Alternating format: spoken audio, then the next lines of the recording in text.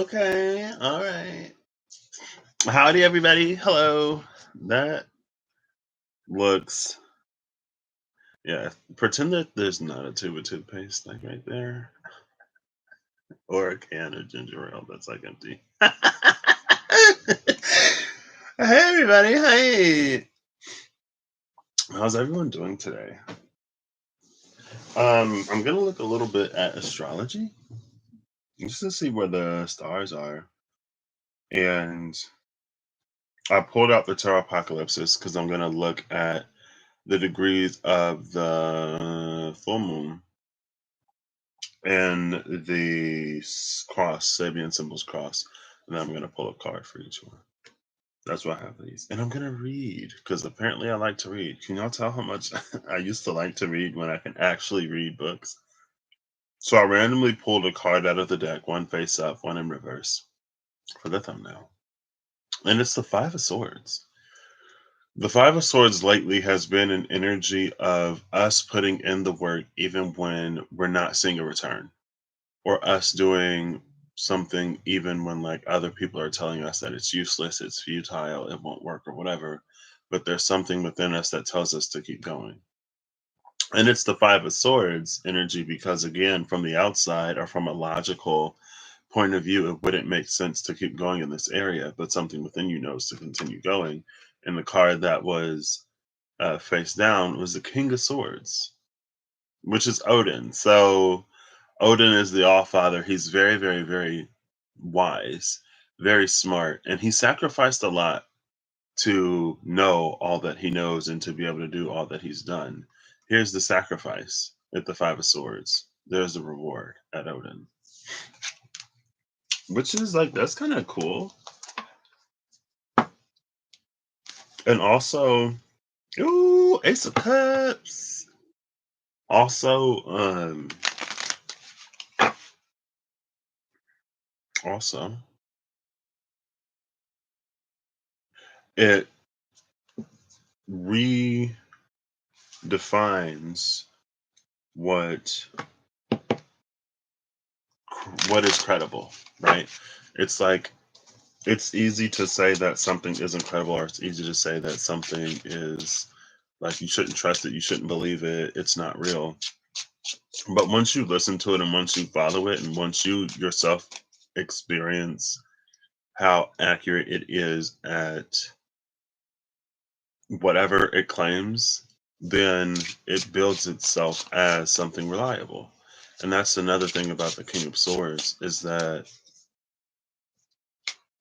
it's like you can't necessarily you can it wouldn't serve you well to get to a position at the King or Queen of Swords, someone who carries such a cerebral and sort of intellectual energy, and to immediately shoot down anything new, because if something is credible or viable, then the King or Queen of Swords should know that, because it's kind of sort of within their domain to know.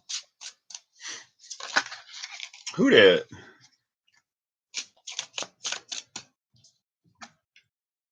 Oh, it's the Ten of Swords. Shout out to all the swords. The Seven of Swords came out at the cut. The five, the king, the seven, and the 10. Bottom of the deck is the Princess of Pentacles, though.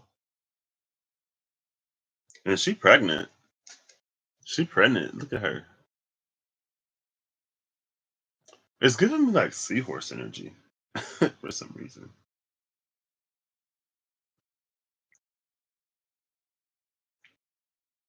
I feel like these two together, it's talking about the world that we wish for our children to inherit, which is talking about making the world a better place for future generations. And the Princess of Pentacles is saying that, oh, and look, there's the title card, so that's where I stopped. We may not know. It's like there may be a lot of uncertainty right now. We may not necessarily know exactly how we're getting where it is that we're going. But the things that we know we need to do right now, the things that we know we need to end right now, need to be stopped now. Because it's like if we don't stop now, then there's not going to be much of a world left for future generations. And there's kind of sort of barely enough world right now in some ways, with everything changing so drastically all over the place. But it's reaching that point where it's like, you know what, like, and I think this generation, our current generations are a little bit better than some of the previous ones at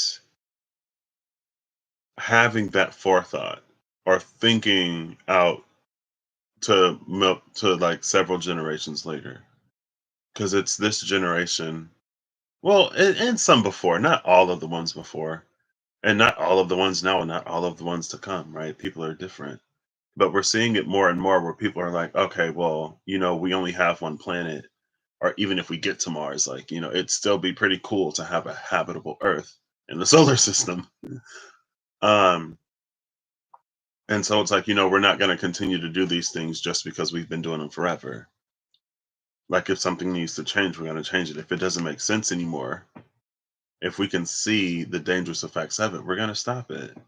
And there are people like, oh, I remember back in the day when you can just do this and do that and ain't nobody bat an eye. And it's like, yeah, times were pretty rough for a lot of people back then too. But for you, I'm glad you could be as nasty as you wanted to be and not be called out for it. Like, I don't know. I don't know what to say to people like that. Like, wrong is always wrong. Just because you weren't punished for it in the past, or just because it. Oh my gosh. This thing.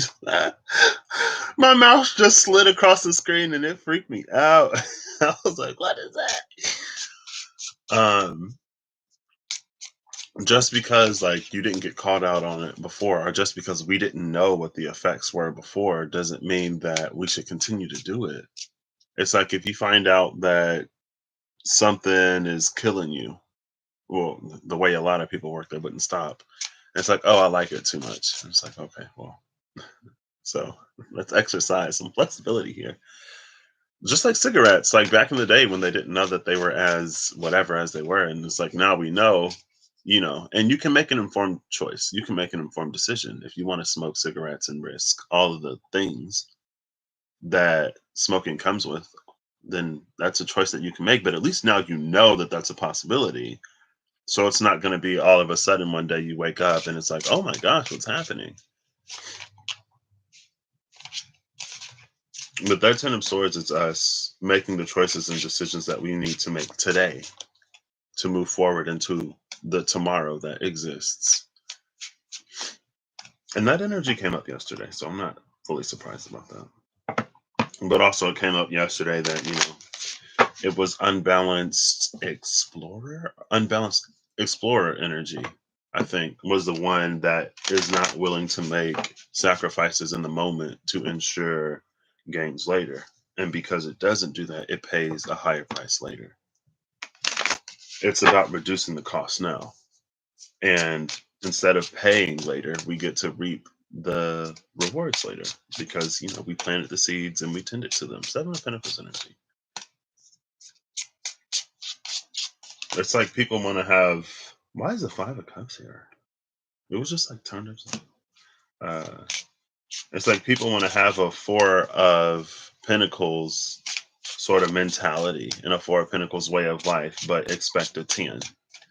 And it's like pentacles are organic. So if you don't give to a pinnacle, you're not going to get from a pinnacle.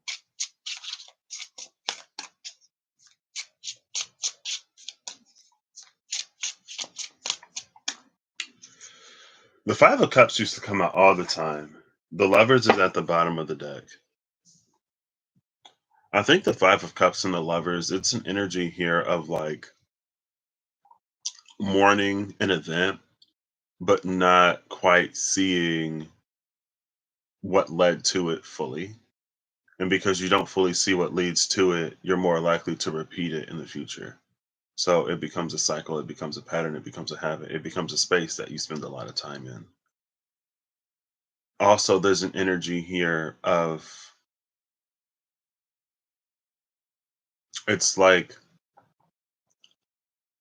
it's almost like selective hearing, but it's like you see what you want to see, you hear what you want to hear, and you experience what you want to experience to reinforce what it is that you already believe. And what it is that you already believe may not necessarily be the truth, but when it's all that you see, hear, and experience, you think of it as truth. you think of it as all that there is to experience, but the Five of Cups is saying that there's more to life, but you have to choose to show up for it. And you actually have to put in the work. Life is like a relationship. Like I said with the Pentacles, it's organic. If you don't put into it, you're not going to get anything out of it. If you don't nurture it, it's going to tend to decay. And then there's the Two of Cups. Oh, I love the Two of Cups coming after the Five of Cups because that's us turning around to look at those two cups. So, okay. All right. That's all this pre stuff. My solar return is coming up. Oh, that's what I was going to look at. When is that conjunction going to be exact? Hold it. Does this happen? Sorry. 1 second. In 17 hours and 25 minutes. Oh, so like 3:57 a.m. is my solar return. All right. So I'm gonna have a planet in Virgo this year. I'm gonna have my moon in Virgo for my solar return. My sun is gonna be where my sun is. My Mars is actually gonna be where my moon is because my moon is 27 degrees Taurus, and Mars is 27 degrees Taurus. So I got this little moon trine. My moon has progressed through Taurus and into Virgo, um, which kind of makes sense because so I've decided to make. I've been celebrating my birthday all month. It started good. It kind of petered out a little bit. It tended to debauchery of me just playing games and watching anime. But I decided to make this year a golden year. I'm born on the 28th. I'm turning 28. So it's going to be my golden year. And basically, I'm going to be celebrating my birthday all year. But I'm going to be celebrating my birthday by doing things that actually honor me and where it is that I wish to go in life. So it's going to be procrastinating a lot less. It's going to be actually putting effort into the things that I get the idea to. And it's basically going to be like, it's not that big of a deal. It's just me saying that I'm finally going to start adulting, or adulting more fully rather than the like adulting light that I was doing. Like if I'm forced to adult, then I'll adult. Like I can adult if I need to. Um, and just being more consciously, more fully, um, all of me, basically. So it's gonna be. I was a little nervous. I decided to just like bum it for the last like 2 or 3 days that I had before I made that decision. Um, And there's something that I want to finish today. I've been meaning to do it all month as part of my. It's a project that I started, but then undid all of my work, and now I got to finish it. But it's gonna be a pretty Virgo year for me, and I don't natally have any Virgo in my chart, so I'm excited to continuously challenge myself um, in that way. But let's see.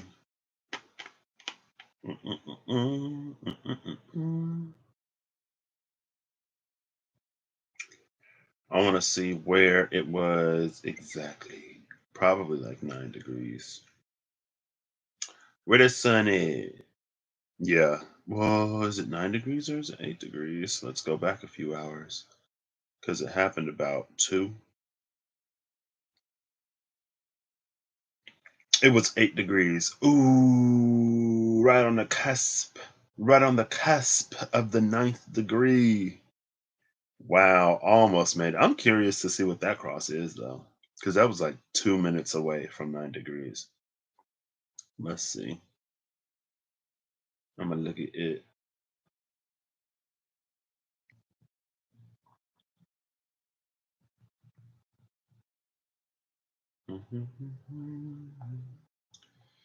Let's go. Mutable, 8 to 9 degrees. Page 286. So Pisces is a jockey. Virgo is a man making futurist drawings. A man making futurist drawings. That makes sense for what I was feeling. 9 degrees, though, Pisces is an aviator in the clouds. Virgo is two heads looking out and beyond the shadows. So it's almost an aviator in the clouds, but instead we got a jockey. A jockey and a man making futurist drawings instead of an aviator in the clouds and two heads looking out and beyond the shadows. But it was like right on the cusp. And when I did the reading, and that what we have to gain space, it did come out as like two different potentials. So there's one that slightly leads and one that slightly lags. And it almost reads as like a little bit, even a little bit of hesitation can completely derail something. And I think that's very true because it's not that we have like a singular big break, but there are opportunities and moments in life that, if taken, can completely alter everything. But if you hesitate in that moment and you don't take it, then it's like a Twilight Zoney type of like, it was this thing that should have changed your entire life, but it didn't happen. And so you live more of the same. But then it's like there's this alternate reality where you did take it and like you're this, I don't know, whatever you want to be, you are instead of whatever you were and continuing to be that. And again, it goes back to listening to that voice that tells you to act when it's time to act. So I'm gonna pull four of these first. This will be, hold up. We're gonna put the moon up top and the sun at the bottom because it's a full moon. And we look up at the sky. So here's the moon, that's Virgo. Here's Pisces.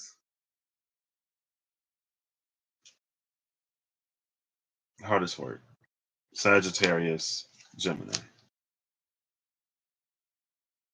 Yeah, because next the moon will be going into Sagittarius. Okay. Virgo, Sagittarius, Pisces, Gemini. Ooh, bottom of the deck is the hangman. I felt hangman energy yesterday working with the hermit.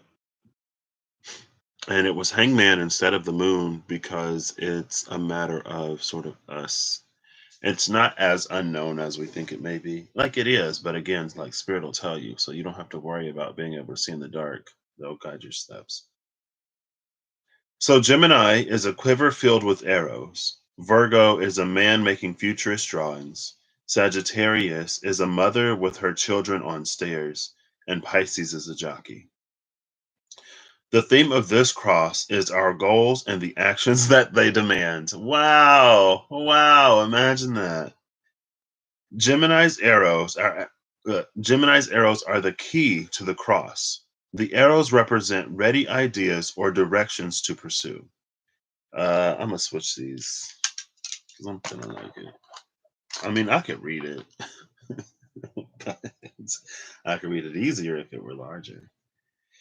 Gemini's arrows are the key to the cross. The arrows represent ready ideas or directions to pursue for firing off, hoping one lands on something useful.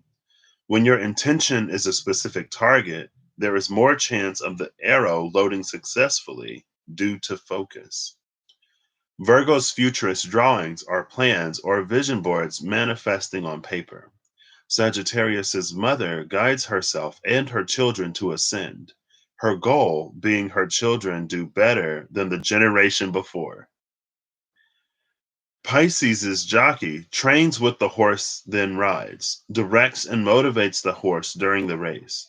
Jockeys are light and try not to weigh down the horse so that the horse can do its part as unimpeded as possible. This one little paragraph is just okay, these two paragraphs. It's full of like everything that I've been saying, I feel like. Um especially okay, well maybe just Sagittarius and Pisces. But that's the Jupiter in me. Like I understand Jupiter. Kinda. Not completely. But I was just talking about how I mean, I was talking earlier about the things that we do now to ensure that things are better for the generations to come. And then this thing with Pisces is jockey and doing its part. That's what I was talking about. That it feels like that's part of this year of the ox energy, where we load up the cart for the ox to pull what the ox can pull, but we do the human part that the human has to do. Well, if we do our part and we surround ourselves with, or we allow the universe to bring into our experience the people who do their part, and it's about like not micromanaging. And is this a little bit of the pot calling the kettle black? Maybe. Maybe. I just have hopes for people. I don't necessarily micromanage people because I don't force anybody to do anything. I'm just like, oh, that's what you're choosing. Okay. Um, but it's like you can't force anybody to do anything that, like, you can't force anybody to do anything essentially. And the Ascension card also came up yesterday. And it's the mother who guides herself and her children to ascend. And you could have actual like children, but it feels more like setting an example. Or it feels more like, again, it takes me back to that energy of preparing yourself or establishing a foundation for something that like, and you don't even know that you're establishing and building the foundation for it, because it's all of the mysterious ways in which the world and the universe and spirit works that you're preparing yourself for now. And what you're doing is going back to hesitation. You're reducing the amount of hesitation that you're going to have, because going back to that King of Swords and the Five of Swords, since you didn't stop, since you chose to continue moving, since you chose to continue listening, or even if you didn't choose to continue moving and listening, I feel like you're going to be able to recognize how it would have played out for you or what you would have gained from it. You're learning to trust and listen to the voice of spirit more so than the voice of fear, more so than the voice of the like Uranus, which is the not necessarily, I guess, shadow side Uranus, which is the infinitely rebelling. Like, I'm saying no just because you told me to do it. And learning to recognize those moments where you actually should have fallen through or gone through with it, or having those experiences where you actually went through with it and then you see the payoff. Even if it didn't look like it was going to give you anything. Because again, the Five of Swords is typically a card where it's like the price that you pay to win is a lot steeper than what you actually receive in that victory. It's like if you buy $10 worth of scratch off tickets and then you hit for $2. Well, that's $8 that you lost just to win two. Or I guess $10 that you lost to win two, to give you a net loss of $8. That's like the Five of Swords. But it's like that's what logically it would look like, or what other people tell you. It's like, oh, it's just about surviving right now, like all of that other stuff, like it's not happening, like shelf that dream, shelf the other thing, just sit there and wait for this to blow over. But like if you keep going because something within you can tells you to keep going, or something within you tells you like, look here, do that, like here's your break, and you listen to it, and then it plays out. Now with the King of Swords, okay, that's something that I need to listen to because it actually guided me in the right direction when everything else was telling me to go the other way. Or you didn't listen, but again, you can see how it would have played out, and it's about building that and making it credible, going to that King of Swords energy. And so in some ways that is, again, it's making yourself light, because now you don't have to be prompted as much or as hard. Like spirit ain't gotta hit you with the same sign like a million times for you to just go, oh my gosh, like that's crazy, but never do anything with it. It's making yourself light. So now the horse doesn't have to fight you to get you to win the race. It's like the horse is the one that's doing all the running. You just gotta make sure it stays on track. Pisces' horse may not win, but completing the course is highly likely. The arrow may not hit the target, but there are more arrows in the quiver to keep firing. The cross makes no promises about results, but describes the relationship between desire and action. Often, desire creates its own momentum to achieve. For example, hunger creates the desire and motivation to go out and hunt. Other times, we need external motivation, such as Sagittarius's mother pushing for better for her family, or Pisces' jockey who works as a team with the horse. We can come up with a desire and take steps ourselves towards something, Gemini and Virgo, but there are times when we need others to support and drive us, Sagittarius and Pisces. Is there something that you want? Make it happen. Goodness, ain't that what I say? I'm tapped into these mutable energies, y'all. I'm just I'm just playing. Like Virgo is the only thing I don't really have an energetic touch point to in my chart. So like I got all the cardinals. I got what extra cardinal because I have two planets in Capricorn conjuncting. I got the fixed ones with Chiron in Leo completing that fourth energy.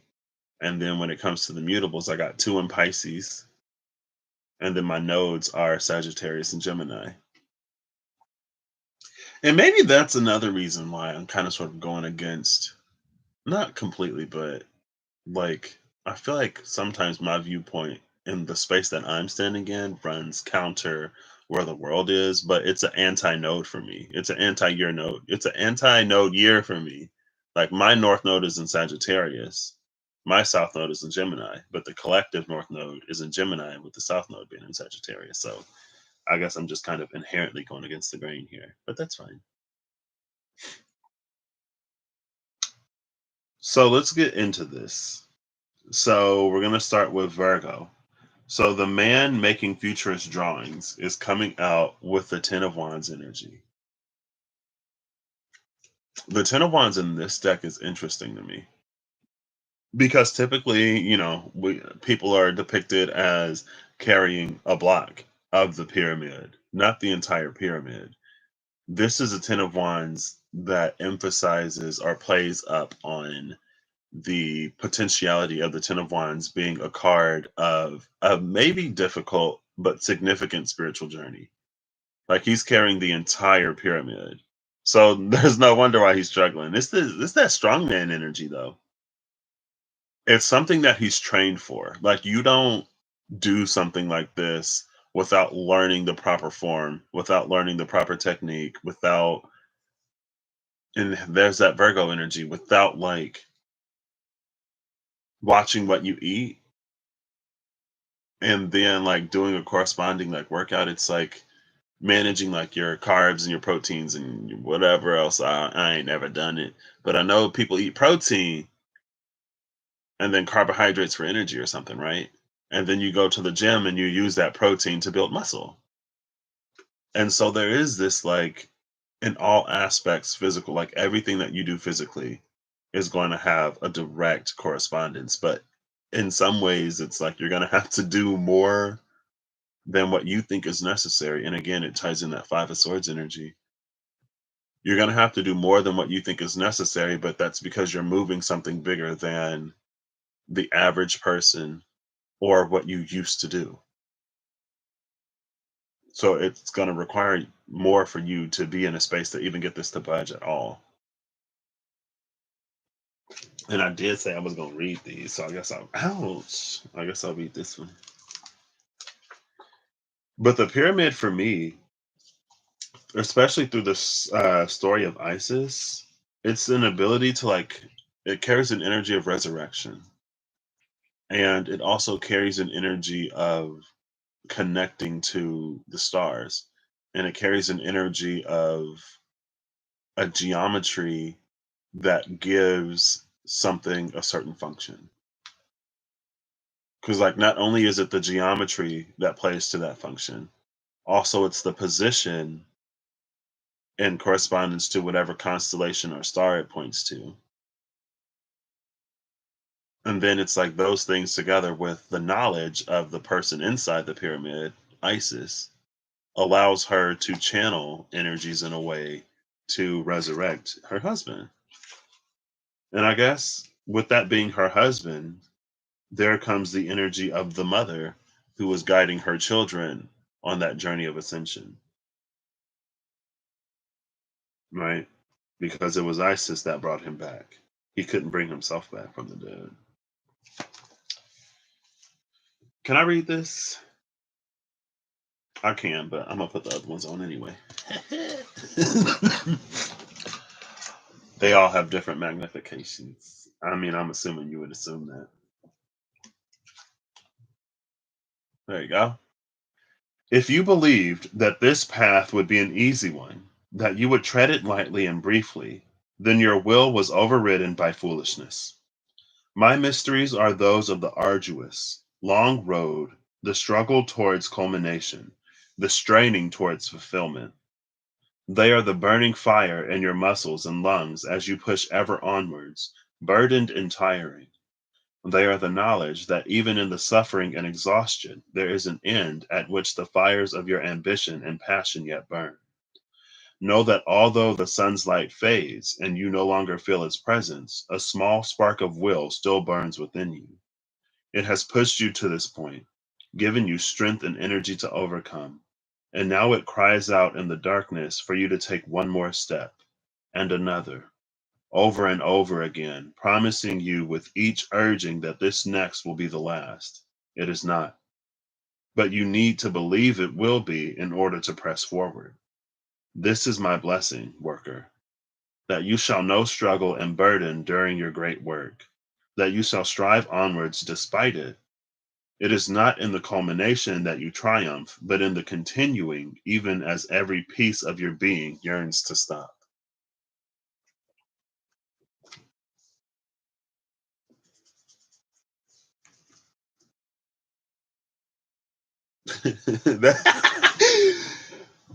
This reminds me of those times when, like, you really like when spirit leads you somewhere and you really think that that's going to be it. And then it's not it. And you're like, well, spirit, like, did you lie to me? Like, hello, excuse me. Like, I didn't think that the divine was supposed to lie. I thought that was what devil energy did. And the divine is like, ain't nobody lie to you necessarily per se. I mean, this was the next step towards your fulfillment. It's us that sort of begin to believe that that's the be all end all. It's us who sort of builds it out into whatever that it isn't necessarily promised to be. But in the continuation, when fulfillment hits, it's even more than what that was. Because if that were it, then we'd stop there, right?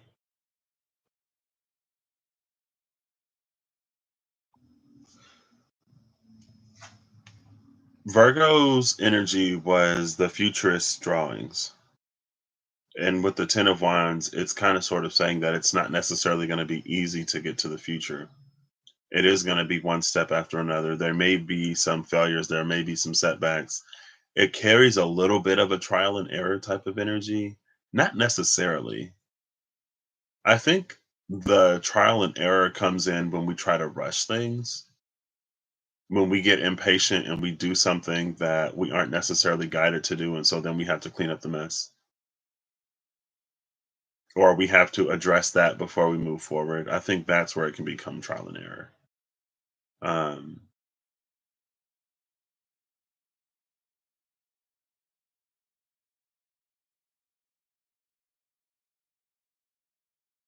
and there is this like moon peeking off to the side.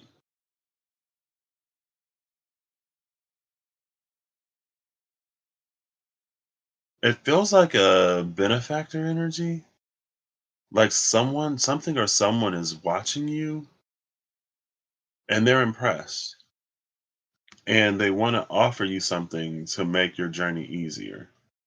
Maybe they're going to send you oxen or a team, but you had to learn to do this for yourself before anyone else is allowed to come in and do it for you. It's almost like when you're in math class and you're learning math and they tell you that you can't use calculators. It's like the reason why you can't use a calculator is because you're learning the basics, you're learning, the fundamentals. And if you use the calculator would do it for you and you would never learn anything. Would you ace your test? Yeah. But the test is more than the grade that you get. It's about what you learn. And I think sometimes, especially with some systems, it's like we prioritize the grade or the performance more than we prioritize the learning. But the learning is the actual important part. The results aren't that important. The learning is what teaches you. And then after a certain amount of time, after you get the basics, after you get the fundamentals, then you're allowed to use a calculator because it's like, well, this is something that could you sit down and do it like long form by hand? Yeah, but you already know how to do this. So just use a calculator, get the answer quicker, and move on to the next piece of the equation or the formula. It's something like eventually it will begin to build upon itself. But you have to start somewhere and you have to know the basics and the fundamentals, especially if you want to have anything that's sort of universal in nature or more global in nature at the very least. So moving over to Sagittarius, which was the mother on the steps. The mother on the steps is the Queen of Swords. So the King of Swords was all about us sort of learning through that space of trial. What works and what doesn't work, what is worth listening to and what is not worth listening to. The Queen of Swords, I don't want to say she just knows, but it's that like woman's intuition type of energy. And a woman's intuition is the Queen of Cups, but a woman who trusts her intuition is the Queen of Swords. This is the mother leading her children up the steps. This is a mother who's done it before. It's almost like this is someone who acquired wealth and gave it all away or who lost it. But again, since she learned, since she has the knowledge, she can get it again. And when you have a different mentality, you do things differently. When you are solid in your knowing, it's like anyone can be solid in their knowing. But when you're solid in your knowing and your knowing is grounded here instead of just like here, but everyone is here, it's like you move differently. And so there are going to be people who don't necessarily see the merit behind what you do, or there are going to be people who don't necessarily understand. And it's not for them to understand. It's not even for you to understand, honestly. It's just for you to do it. And it's kind of sort of counterproductive, I guess. But the reason why it's not for you to understand is because it's almost like where you are now, you're incapable of understanding. But once you do it, you'll see. She's the queen who removes all doubt and hesitation, whose voice doesn't waver or quiver when she speaks to no matter who she speaks to. Like she could talk to the emperor and still get her point across. And she doesn't even have to be the empress. She could go to the divine and get her point across. And she doesn't even have to be as white as snow. But also she knows how to listen. And maybe that's one of her greatest strengths. Maybe one of her greatest strengths again, it's knowing how to listen and when to listen. Okay, so somebody out there knows something. So we ain't just like this ain't gonna be like a lemmings situation where, mama leading people up the stairs but right off the cliff. Oh, this a lot. Thor. I see Thor. Moonin and Hugin. That must be the King of Swords, Odin. I've never read that entry. Oh, Queen of Swords. Here we go. Who this? Freya? Is this Frigg? Oh, it's the Volva. The wise women, excuse me, the wise woman who teaches and speaks truth. You call me for wisdom and truth. You welcome me and set me upon the high seat. You offer to me warmth, yet you fear me. Know you not the kindness I show you? Woo! Imagine, y'all know, if you know the stereotypical Queen of Swords energy is like the ice beep, the cold-hearted woman who don't give no f's about nobody, the one who was scorned in love, and now she's all about, I don't know. She's bitter for whatever reason people think she's bitter for, but in reality, she's just like not. She's just maybe blunt, but she's like, "No, you not the kindness that I show you." Like, hello, if I didn't care about you, I wouldn't be telling you to do any of this. I wouldn't be teaching you how to make yourself better. I just let you live in squalor. Why am I so extra? Know you not the kindness I show you? Know you not the love I bear you when I let the vapors take me and the word song carry my spirit in between? My mother is the great abyssal waters, and the wondrous expansive air is my father. I am the child of seeing, the daughter of prophecy and wisdom, the mother of the knowledge of the weave of the world. Let me speak, and I will tell of the unknown, the forgotten, the mysteries. Let me see, and I will know the truth that lies behind the smoke, the wisdom hidden in ignorance, the honesty covered in lies. Use my answers as you will, but know that my sister is the Valkyrie, and truth is as sure a weapon as the hand that wields it. Hear me now, Freya, great mistress. See my work and hear my words. I weave and spin. I sing the songs to open the roads. I breathe in the smoke. I ain't breathing in no smoke no more. I'm off of incense forever. I'm sorry. Possessor of the fallen, slain, fair tier deity. I work the Sadir in your name so that the truth of all may be shown. You who welcome me and fear me, see here the weave and weft of the web the Norns have given to you. See the word that connects you to all. You desire to know your fate, your place in this world, the truth that surrounds you, yet you cannot see. Here it is. I like that. And I feel like that's interesting to come out for Sagittarius rather than Gemini. It's interesting because I feel like shadow side of Sagittarius would be the one who's incapable of seeing because it's too far indoctrinated in what it already believes. And what Sagittarius energy already believes, more often than not, is a product of the very systems that sometimes it'll try to work against. But it's like you only know what they permit you to know. You only know what is released. And even when you seek beyond, you only know what is told to you. Sagittarius can be missing that element internally that connects the dots, that delineates and demystifies, because nothing is written in plain. It's all in code and encrypted. It's like you go back to the spiritual practices way back in the day in the secret societies and Hermes Trismegistus and all that kind of stuff, right? The Gnostics, and nothing was said plainly. Even like Jesus in the Bible spoke in parables, and it's not necessarily to protect that information, but there is a piece inside of you that knows the truth, that can take the puzzle, solve it, and give you the solution.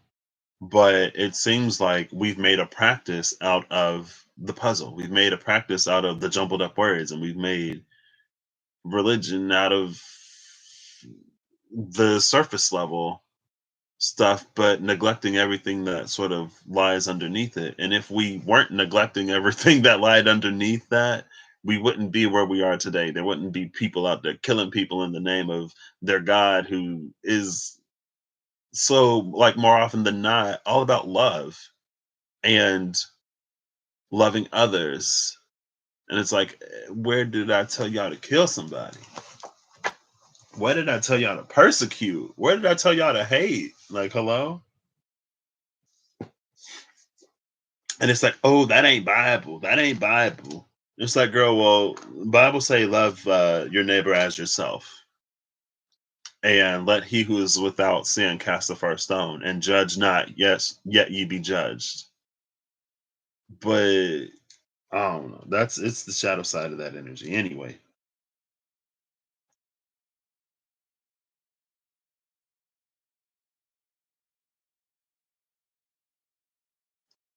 And I think it's all in the pursuit. It's in the pursuit of freedom that we don't do the work that we need to do. It's in the pursuit of wanting to be healed that we don't, more often than not, we don't actually heal our traumas. We just kind of sort of bandage them, we cope until they subside and then they come back. And it's like you can't go up the stairs without exerting some kind of effort. Going back to Virgo, it's like you got to keep climbing, you got to keep pushing.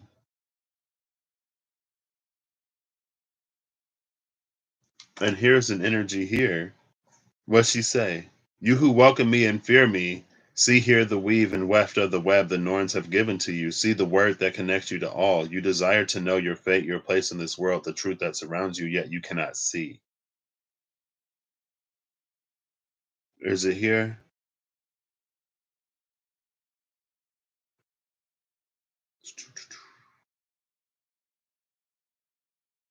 Where was that part? Where is it? Oh, here it is. Um, Let me speak, and I will tell of the unknown, the forgotten, the mysteries. Let me see, and I will know the truth that lies behind the smoke, the wisdom hidden in ignorance, the honesty covered in lies. And again, it's almost that energy of like it's, but they're like they're thinly veiled lies. Maybe not thinly veiled lies, but again, it takes me back to that energy of like if you're the type of person who's like, well, they say go left, go right. If everyone's going left, that ain't right. And so it's like all they have to do is thinly veil the truth, or like get it to come from a certain source and you wouldn't believe it. You wouldn't see. And it's not that you don't see because you're incapable of seeing, it's that you don't see because you're fixed in the pattern of doing the opposite to the point where you don't even sit down long enough to really think about it. Because if you did, I think you would understand. Like you would see, you would know if you took the time to. And that's just how brains work. Because once you do something enough with repetition, it's like you shortcut certain things. It's like when you write something and if you proofread it yourself, then you read it as you originally intended it. And so like your eyes and your brain just kind of sort of automatically fill in the gaps. It's like those things where it's like the words in the sentence are all jumbled up and it's like uh if you can read this, it's because your brain sees the first letter and the last letter in a word and it automatically assembles them to be the right word. So things don't have to be in the right order to get you to read it. Or it'll be like, can you see what is wrong with this sentence? If not, then take another look. And it's like the word this is doubled up, but your brain automatically deletes the second this so you never even see it. It's an energy of like an optical auditory illusion. And it's repetition and it's programming. It's the automatic what you just accept that keeps you from seeing the truth that is like literally right there, not even hidden, not even veiled from you. It's just your own brain that automatically sees over it because it's like one of these things is not like the other. So automatically remove it. And so before you can lead anybody, before you can do anything, you need to do that yourself. I'll come back to that one, maybe. Pisces is the Eight of Pentacles. Shout out to Lord Ganesha in the back. Hey, so far we have every element. If Gemini comes out with water, then we'll have some magician type energy. The Eight of Pentacles, it gives in this deck, it carries a little bit of an energy of enlightenment or ascension because the way these pentacles appear, it's almost like they lead upwards or they're leading down to Ganesha. It reminds me of somewhere, I think it's in the Magician card, as the divine descends and as we ascend, we meet in the middle and recreate the universe. Also, Pisces Virgo is the axis of servitude. And there's an energy here of like passing on wisdom to the next generation. But the thing about wisdom is it becomes knowledge after time. It's diluted because it's tied to a certain set of circumstances or it's tied to a certain sort of place in time. But if conditions change considerably enough where that wisdom no longer applies, then is it still wisdom? Is it wise to continue to use and utilize and think in ways that are long since outdated? In ways that aren't practical or ways that don't address the complexities of today, the issues that have arisen over time as things have continued to grow? Is it wise to continue to do that? No, I wouldn't say so. And so wisdom isn't always wisdom. Wisdom is also organic.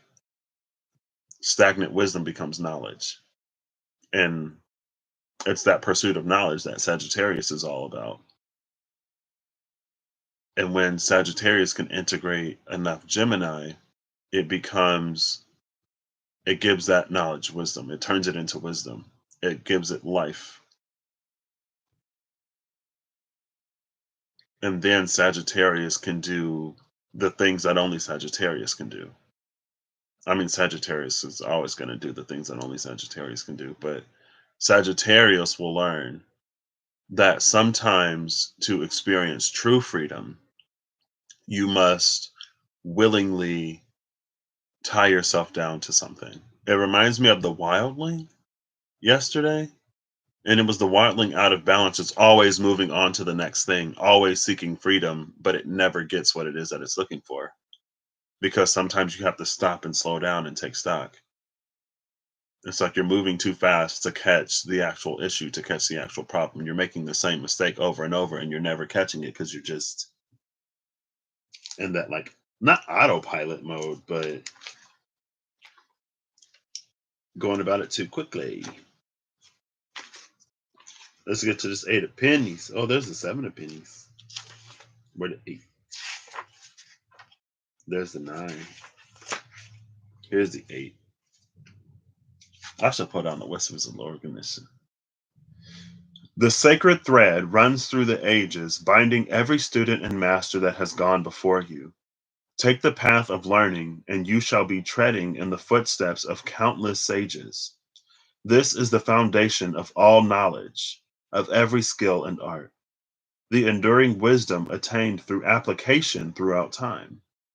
This sacred thread is your right, as your ancestors carved teachings from the unhewn rocks, so that those that came after might continue the quest.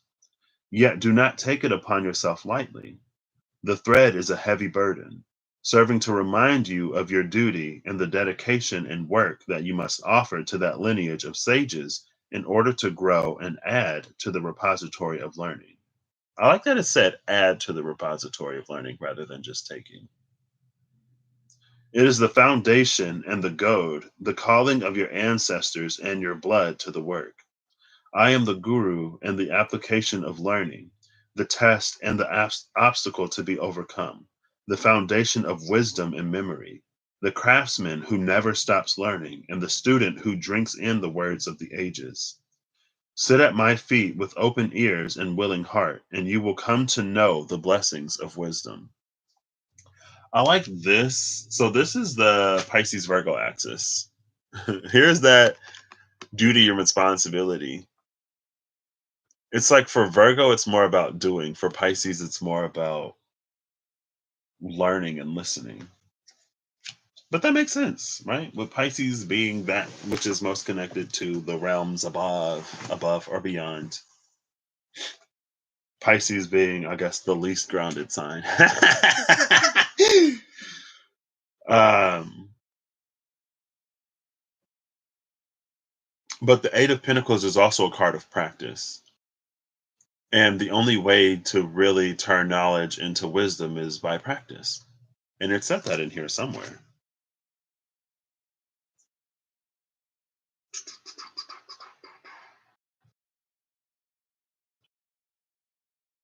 Right.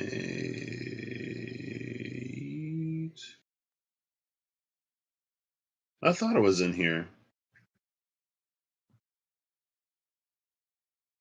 I don't know. The enduring wisdom attained through application throughout time. It's about that application. And applying knowledge is one of the easier ways to remember it. Gemini is sitting at the Nine of Pentacles. Okay, Gemini. So we ain't got no water, ain't no water on the table. But the Queen of Swords is the daughter of water and air. So Pisces and Gemini are like, to me, it's like are so similar. Like I feel like if the world didn't have Geminis, then a lot of the hate that Gemini gets, Pisces would get. Because Pisces can be a little like not wishy. It could be a little wishy washy. It could be a little dual natured or multi natured. Um, it could be a little not necessarily flaky, but inconsistent. And I think a lot of people like consistency from people. Like you like to know what you expect when you engage with them. And one day it may be one thing, another day it may be something different.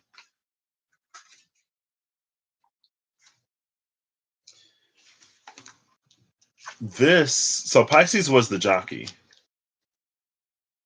So with Pisces being the jockey and with the Eight of Pentacles here, it's like Pisces, this is a horse that's not going to let anybody ride it, right? It's like, is it Spirit? I've never watched Spirit. There is a movie about a horse that is wild, that is super fast, that people want, but can't nobody tame it until somebody tames the horse. Like, not anybody can be jockey to this horse. Like, anyone could take this path with the Virgo energy, but not everyone is going to have the endurance to see it through. And anyone could see the truth with that Sagittarian energy, but not everyone is going to choose to question what it is that they hold as fact. Because that's what gets you to not read between the lines or to gloss over things and for your brain to automatically correct what is sort of missing. It'll automatically add or automatically delete or automatically rearrange without your knowledge because that's what it does. And so if you never question what it is that you hold as true, if you never question the template that you hold in your brain, that your brain matches everything to, then you'll continue to not see.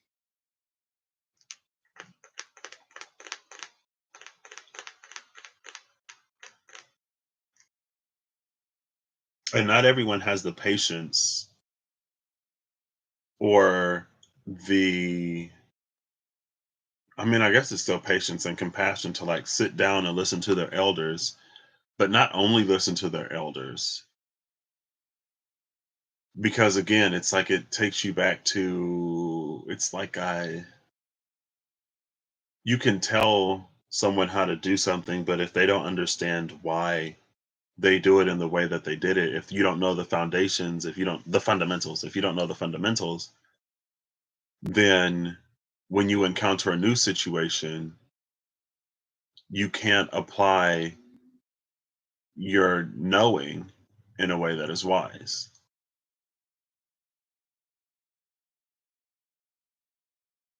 And I ain't read the Nine of Pentacles yet, so you know.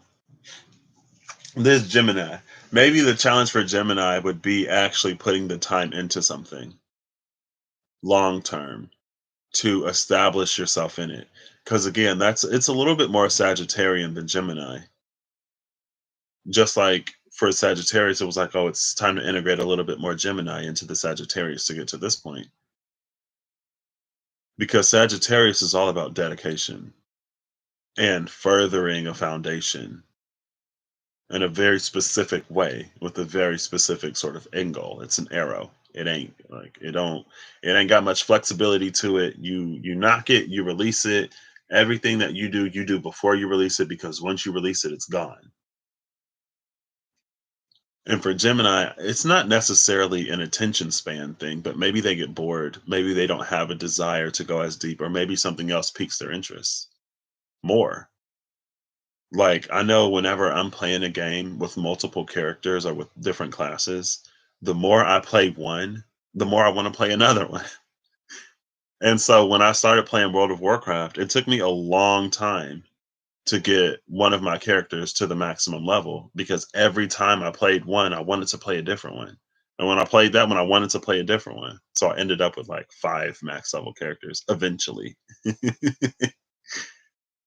Because they all do something different, and it's like, well, I want to see what the other one is about, because what if I like that one more, but I'm just interested in it. Wherever my hands aren't, that's where my brain is. And so for me, oh, maybe that's something else I need to, well, I mean, I think that's something that I've been working on without like explicitly setting that intention.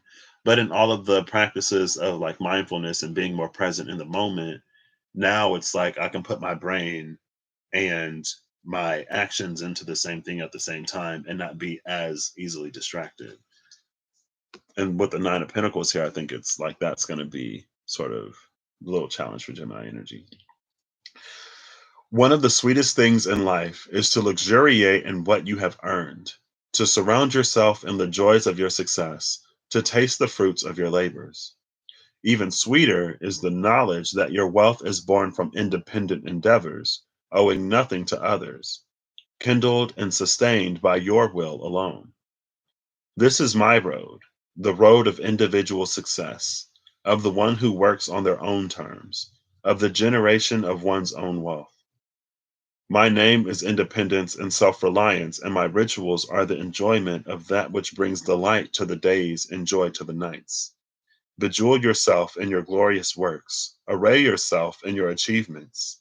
Rely not on others for your stability and wealth, but trust that your steps along this road, are holy and perfect. Understand the source of your wisdom and the foundation of your resources. Seek not stasis, but growth. Know your greatest riches and their worth. Yet remember, these are not the source of your self worth, for this lies in your own courage and dedication. I love that message of like courage and dedication and all of that, leading back into the 10 of Wands that is Virgo. And so, like, there's a pretty cohesive story here, but this is the piece, the Queen of Swords and Sagittarius is the piece that is like outside of this. But the Queen of Swords energy with the mother that is Sagittarius, it goes back to what I was saying about someone who's already done it before, someone who acquired their own wealth the first time. Maybe other people didn't attribute it to them. Maybe they thought, I don't know, she married rich, she married a man with money. In reality, like that's her money. And so, like, if anything happens, if she gets married and then they get divorced and he gets everything in the divorce, and people are like, oh, well, haha. They're like, oh, well, what are you going to do now that, your man is gone and he's taken all your money and your houses and your cars and whatever? Or like now that he took his money back and his houses and his cars, and she's like, I'll be fine because she built it the first time. She can do it again. She's not worried. And I mean, she knows the truth that other people didn't necessarily know. And then, several years later, her husband burns all the money or burns through all the money. And now he's trying to come after her in court for more money because she reestablished herself. And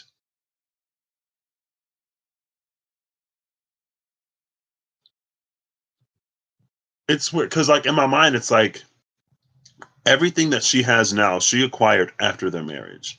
So legally, he would have no right to claim any of that. Maybe that's why she just let him have everything because she was like, I can build it again. I'm not going to sit here and fuss and argue with you. And it's kind of tainted anyway because like now half of this is like, it makes me think of you. It's like, I'm good. I'll just move on.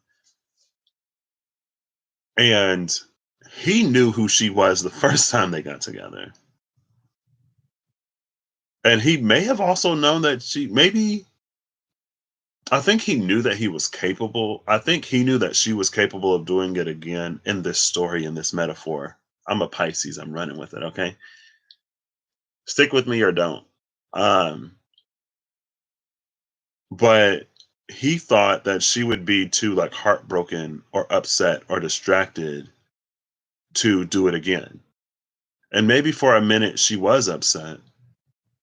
But then because things ended the way that they ended, it highlighted and illuminated things to her that she knew all along, but that she wasn't in a space to accept because maybe she did actually care. Maybe she did. You're right. She's the Queen of Swords. Maybe she was like, there aren't many who can like be in my space for such a prolonged period of time. So did I know that this individual wasn't the greatest? Yeah, but it was nice to have somebody there. Right. And so she takes her time to grieve and then she moves on. Now, people can be extremely short-sighted, right? And it's not to say that he should have continued to use her forever, because that's not the case at all. But he, I guess, thought that the money would last longer. But when you're used to a certain quality of life, and when your spending doesn't change, but your income has stopped, eventually you'll run out of money because there's nothing pouring back in. It's only going out. Shout out to, the elders and giving back and not just taking from that repository of knowledge. Knowledge turned wisdom through application over the years. But she goes and she builds it again. He goes to the court with the argument that, oh, she was holding out on me. I was supposed to get everything, but look at her. She has something. And if, your lawyer, if your trial goes any kind of way like Britney Spears did, then I ain't gonna say they brain dead because that would be mean and it's not true. But I don't know. It's like if you apply a little bit of critical thinking, it's like you should be able to see that something is up, unless your pockets are also being lined in some way. Not to say that they are, not to say that they're not, but our system is, not the purest, and we know that. Um,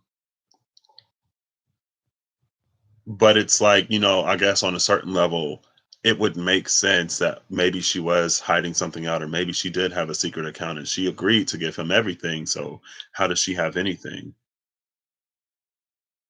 And maybe she loses more in that. But again, she'll bounce back because she can. Maybe it's a little dance that they play for whatever reason, because there's a part of her that still cares about him. I don't know. But eventually it's going to come to the point where that's going to stop. Because she's like, no, this is mine. I built this myself after we weren't together. And I can prove it beyond the shadow of a doubt in court.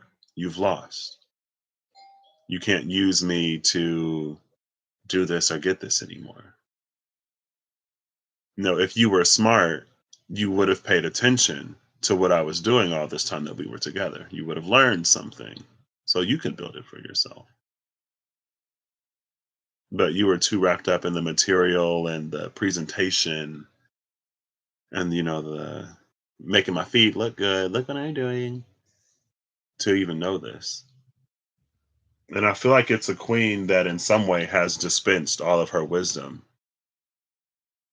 but we didn't see it. We weren't seeing it for whatever reason.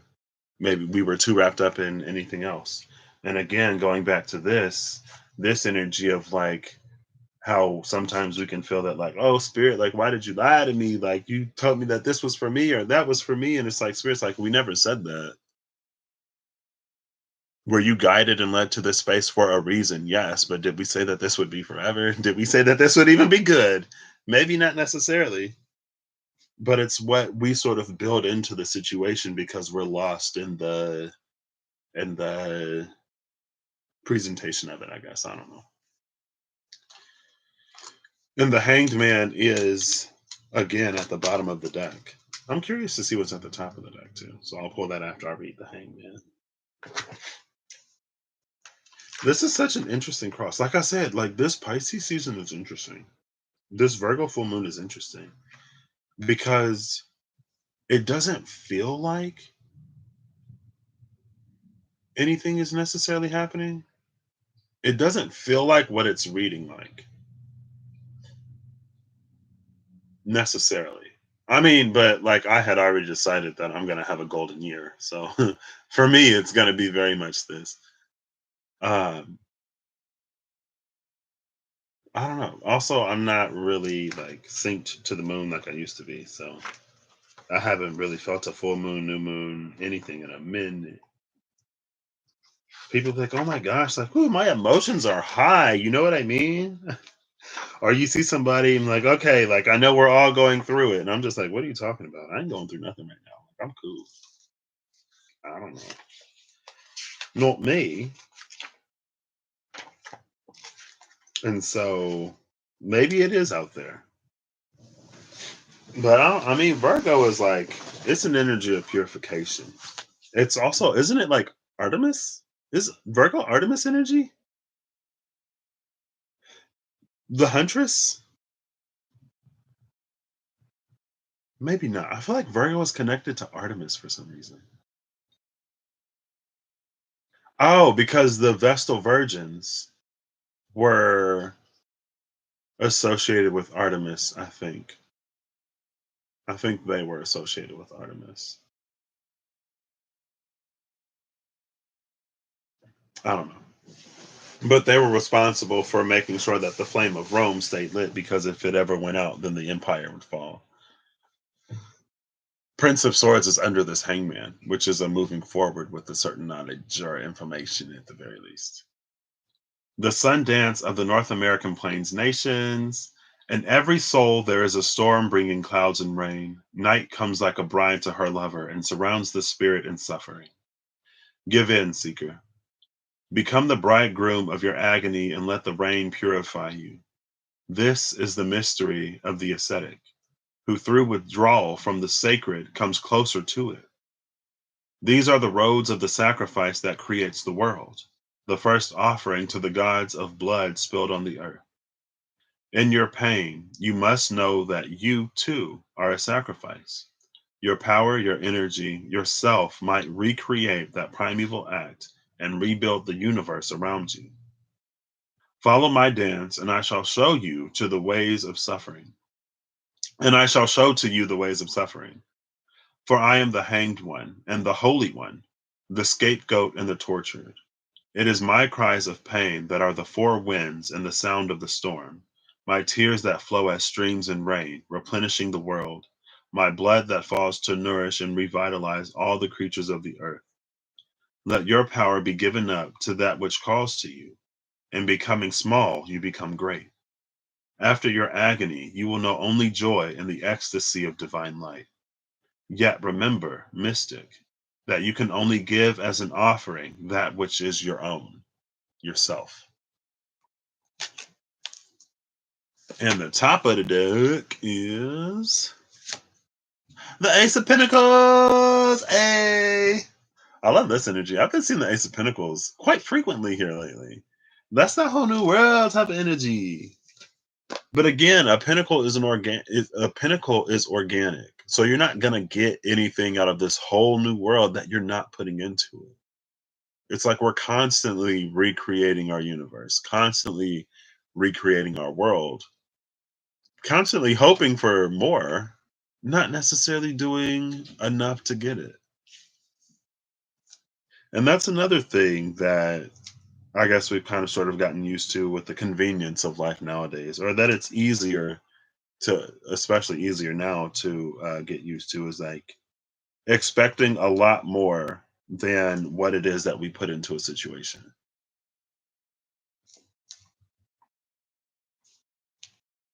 Come on. Nothing comes from nothing, and everything comes from one thing, a seed. It is this seed that contains within it all the knowledge, power, and energy it needs to grow over the eons into the most sacred of flowers, whose roots will delve deep into the mud of the world, and whose petals will open to the beauty of the heavens. Here, in the simplicity of its growing and opening, in this unremarkable bloom, is contained the blueprint of all creation. That which is above is as that which is below. And this earth, which so many have disregarded and spat upon, is a mirror of the divine heavens. Beneath your feet is the stable foundation of everything that has gone before, and it is within this mire of mundanity that you might perceive the sacred. I am that power to experience and grow, the nurturing and generative force that pushes you upwards from the mud towards the sunlight. I am the first stirring of all that is, and I am the final creation from which all things are born again. Growth is slow, and it does not hurry forth, and every step along my road is careful and patient. For I am every road that you have traveled and will travel. I orient you in time and space. I am the organizing principle of creation and the navel of the world. It is within my mandala that you might see the entirety of the universe churning, available to your touch. I am your place of birth, and if you accept my mysteries, you may come to know the joys of the temple of man. The temple of man, there's a facade. I guess facade isn't the right word, but there's a visage of a face up there. There's a face up there. Y'all see that face up there? We see these birds, what these storks, herons. We see these flowers. It's so luscious and green. The temple of man, though, it's interesting because it speaks of something that we're born with, all of us, that is sacred and that which must be uncovered or discovered.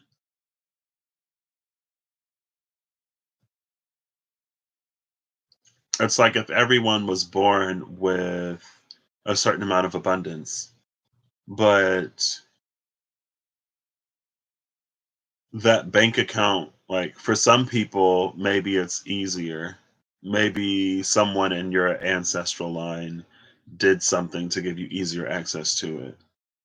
Everyone has it. You just got to go and find out like your account number and your password and stuff like that.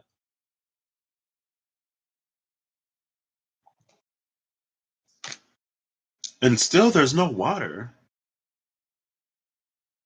Spirit has the water. Spirit is the water. So we don't have to worry about the water. The Ten of Wands is here so we continue to move even when it's difficult, so that we don't give up, especially when we're so close. The Eight and the Nine of Pentacles are here to teach us to turn knowledge into wisdom through practical experience and to take on the wisdom of our elders, to also give back to that repository of wisdom and knowledge and to not just take from it. The Nine of Pentacles is here to teach us to be self reliant and to be grounded and stabilized within self, not through everything that we sort of acquire in life. And the Queen of Swords is here basically telling us or reminding us that the truth is available to us whenever we're willing to see it. And a lot of people will claim to look for the truth, but what they're actually looking for is more of what will validate what it is that they already believe. And if that's what you're looking for, you'll find it. But just because you find it doesn't mean it's the truth. Because you like the reason why you find what you find is because the universe is what the universe is, and it's designed in the way it's designed. What you seek and what you put energy and action into is what you will get more of. Doesn't necessarily make it true, doesn't necessarily make it false. It's just the way the world works. It's the nature of the game. The Hanged Man is down here sort of asking us to put it all together in a way that will lead us to this Ace of Pentacles.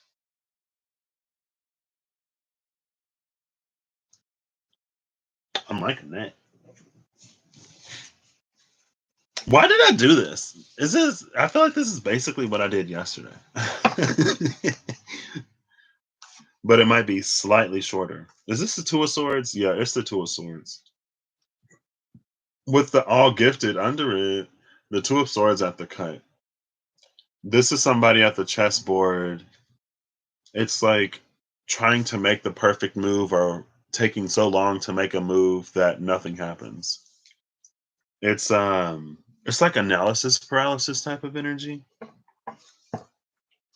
And it's not necessarily about getting it wrong. It's not necessarily about getting it right. It's about being open to listening. It's about being open and doing. Because if you're open and if you're doing, then you'll be guided. So the final card is number 20, Judgment. It just let it off the deck. Bottom of the deck is the Five of Wands.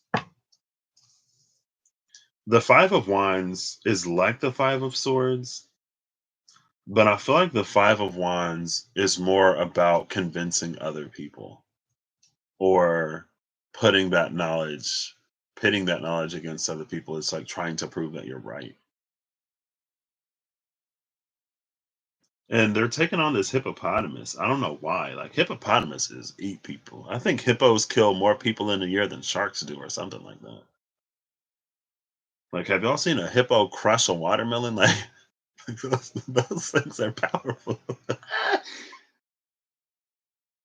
What's that Christmas song? I want a hippopotamus for Christmas. Only a hippopotamus will do. I just want hippopotamuses or something. I don't know. Also, there's the moon in the corner this time again. The moon is in the same position as the Ten of Wands. But in the Ten of Wands, every wand was on fire. So it created this smoke that would hide the moon.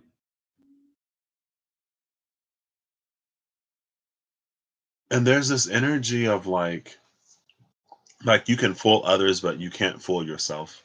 Or you can fool others, but you can't fool the divine. You can lie to others. You can manipulate information when it comes to other people. And you can manipulate yourself, but it's like you can't manipulate the divine. And it seems like sometimes we try to play this game of like, well, I'm gonna do this and I'm gonna do that, but I'll go to church and I'll pray on Sunday. So all is forgiven, right? All is well. I can continue to do what I want Monday through Saturday and then just go to church on Sunday and I'll be good. Now some people like literally go to church on Sunday and live a life like that. Some people spiritually sort of carry that same mentality. And so there's no real dedication or no real follow through on some of these things. And if you don't, excuse me.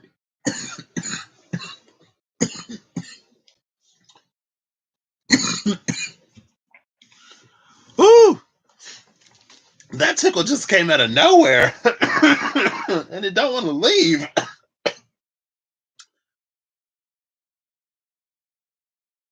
That was weird. Ooh, ooh, ooh. It's magic, you know. And it's like it's wands. If there's no follow through, if there's no action, it's like it fizzles out before it's a fire. Right? Going back to the Vestal Virgins, if you don't tend to it, it's gonna go out. But the Judgment card came out. I don't think I've read Judgment. I've seen it quite a few times. I don't know if I've necessarily read it. Only a hippopotamus will do. Oh snap! That was it. Yeah, that was it. I just like hippopotamuses. Even the universe grows old and weary. In its age, it cries out. Oh, my bookmark is on the page of justice. So I had to have read it, right? Oh, this is the Great Flood. Ooh. Okay. Even the universe grows old and weary in its age and cries out for renewal. Just as the soul yearns to rise out of its tumultuous waters of creation to be made anew, so the world seeks liberation from inertia. In this, you and the universe are one and the same. Both must be made new. Both must be pulled from stagnation and evil. Both must be flooded by the divine waters of birth. I am the deluge, the force of overcoming that must in turn be overcome. I am the chaos that will destroy chaos and usher in the age of peace.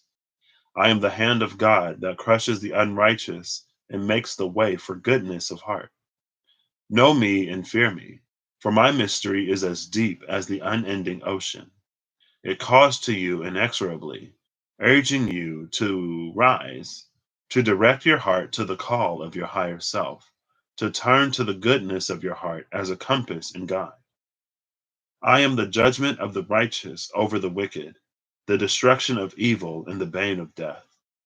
In my purging waters, there is only life, renewing and replenishing, the breaking of chains, and the urge to ascend above all limitations to the heavens.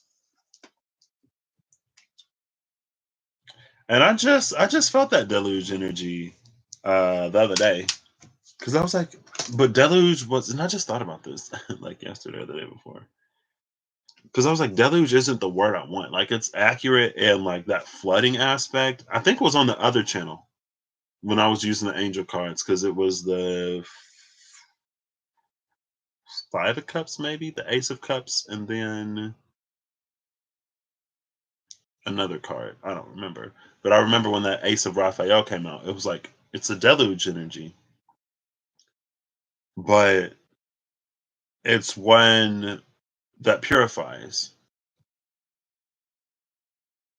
And again, it takes me back. I keep getting this metaphor or this image of a body of water that has been polluted or contaminated.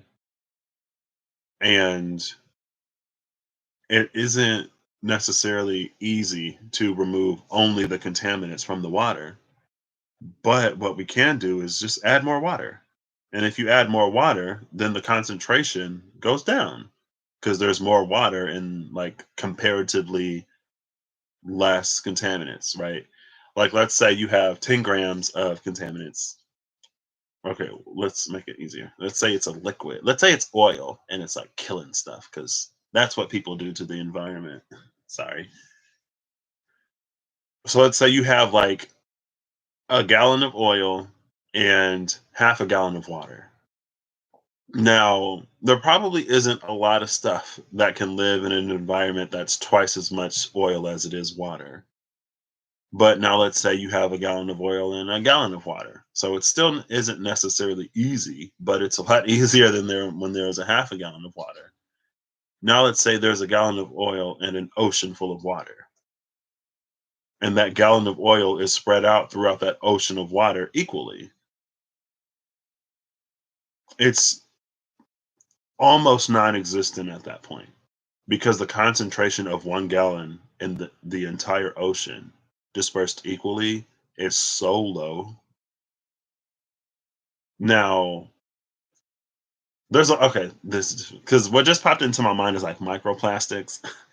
And I was like, well, there's a lot of microplastics though. It's not just a gallon of microplastics. Um, but that is the like that's the energy.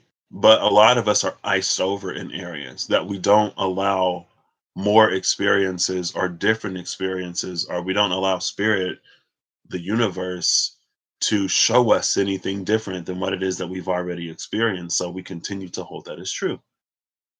Going back to that Sagittarian sort of glossing over energy.